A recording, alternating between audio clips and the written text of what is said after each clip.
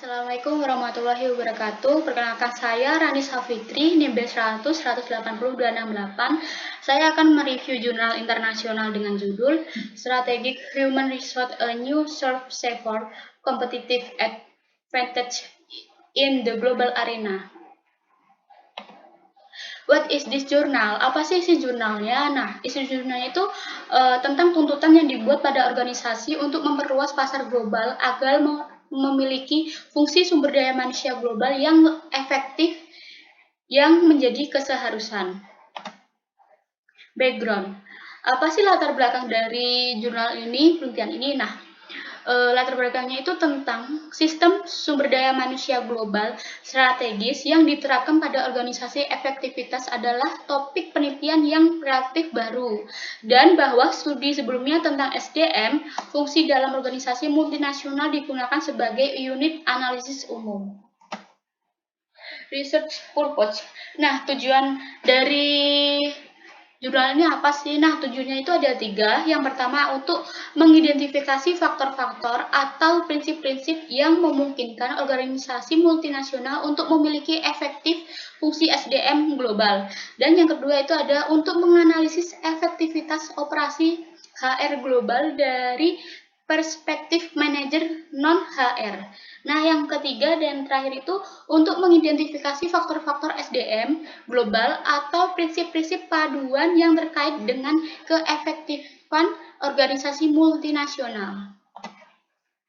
Metode. Nah, metodenya itu yang digunakan pada jurnal ini ada wawancara. Nah, tujuan dari wawancaranya itu apa sih? Nah, tujuannya itu untuk mengidentifikasi faktor-faktor yang dipercaya oleh para eksekutif HR global yang memungkinkan operasi HR global menjadi efektif. Nah, setelah diadakannya wawancara, dianalisis hasil wawancaranya. Nah, analisis hasil wawancaranya itu untuk mengisolasi 10 faktor atau panduan prinsip yang tampaknya memfasilitasi efektivitas fungsi SDM global dalam organisasi multinasional. Nah, setelah diadakannya analisis hasil wawancara, lalu masuk ke survei. Nah, survei di sini untuk surveinya tuh untuk dikirim ke masing-masing anggota IPA yang berpartisipasi dalam wawancara. Oke, kita masuk ke hasil. Nah, hasilnya apa sih dari jurnal ini? Nah, hasilnya itu untuk memberikan perbandingan peringkat rata-rata untuk berbagai dimensi berdasarkan tanggapan dari eksekutif HR global, manajer di area fungsional lain, dan CEO atau manajer umum. Pola yang muncul patut diperhatikan. HR para eksekutif menilai diri mereka paling tinggi pada fleksibilitas. Rata-ratanya itu ada 3,77, dan di komunikasi itu di seluruh dunia rata-ratanya ada 3,74, dan jauh lebih rendah dari HRIS internasional. Rata-ratanya itu ada 2,55. Untuk pemeringkatan para pemimpin bidang fungsional lainnya menunjukkan pola yang sama.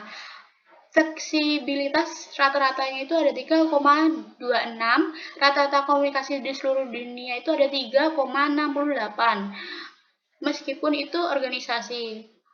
Lalu pilihan tanggapan didasarkan pada skala 5 poin mulai dari sangat setuju untuk sangat tidak setuju.